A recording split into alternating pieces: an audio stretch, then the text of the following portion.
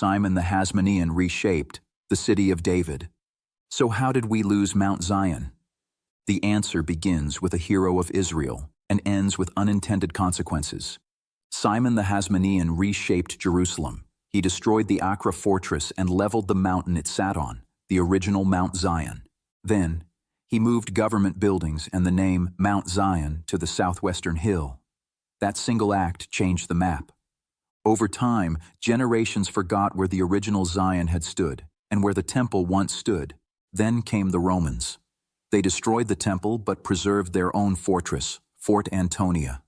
And by the time of Constantine and Helena, 300 years later, the temple's true location had already been misidentified. Helena chose the wrong location based on tradition, not scripture. She saw the massive stone platform and assumed it was the temple, and that error was passed down for centuries. But beneath that confusion, the original Zion slept, until now. In the last few decades, archaeologists have begun uncovering the real city of David. They've found David's palace. They've traced the path of the Gihon Spring. They've found fortifications and stepped stone structures exactly where Scripture said Zion once stood. So what does all this mean? Is this just a historical correction, or is it part of something far greater, something prophetic? Because Zion isn't just a place. It's a symbol, a destiny. It's where Yahweh said his throne would be. And if we've misplaced Zion, then what might happen when the world begins trying to rebuild a temple on the wrong foundation?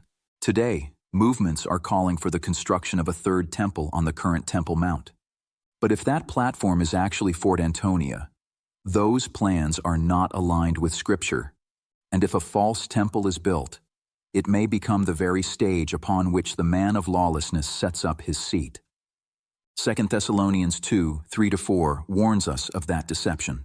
But the remnant is awakening. Yahweh is restoring all things. He's calling his people back to his Torah, back to his appointed times, back to his covenant, and yes, back to Zion, because the truth is rising from the dust.